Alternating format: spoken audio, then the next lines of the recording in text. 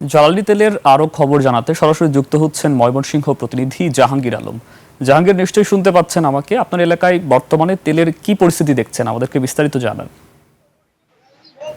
জি সুকান্ত, আপনাকে অনেক ধন্যবাদ।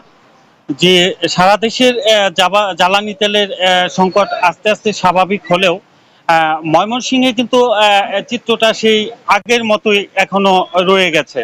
আমি এখন আছি ময়মনসিংহ সদরের শিকারীকান্দায় এটি সদাগর ফিলিং স্টেশনে।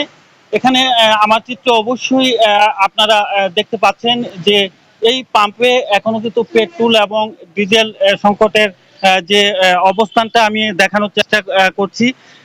তো সব মিলিয়ে আগে যেভাবে নিয়ম করে ফুয়েল কার্ডের মধ্যে নির্দিষ্ট একটি পরিমাণে যে তেল দেয়া হতো, এই অবস্থার মধ্যে দিয়ে কিন্তু এখনো দেয়া হচ্ছে। তো সব মিলিয়ে যে পরিবেশ আমরা দেখেছি যে দীর্ঘদিন যাবৎ যে বৈশ্বিক কারণে যে জ্বালানি সংকট দেখা দিয়েছিল, সেই সংকট ময়মনসিংহে আস্তে আস্তে কিন্তু তীব্র হয়ে ওঠে।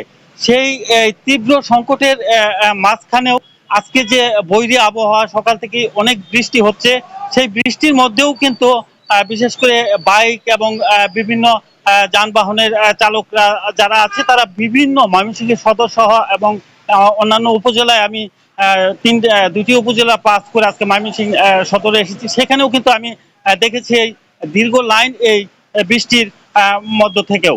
তো এই যে অবস্থা, এই অবস্থা চলমান থাকলে বিশেষ করে আমি পাম্পের যে মালিক পক্ষ আছেন, তাদের অনেকের সাথেই কথা বলেছি। ওনারা বলছেন যে আমরা এখনো পর্যন্ত যে পর্যাপ্ত প্রয়োজনের তুলনায় যে সরবরাহ, সেগুলো কিন্তু এখন পর্যন্ত আমরা পাইনি। যদি আমরা দুই একদিনের মধ্যে সেই ইয়াটা পাওয়া যায়, তাহলে হয়তোবা পরিবেশ স্বাভাবিক হবে। তো এই ছিল আমার কাছে ময়মনসিংহের জ্বালানির সংকটের সর্বশেষ খবর। জাহাঙ্গীর, অসংখ্য ধন্যবাদ আপনাকে।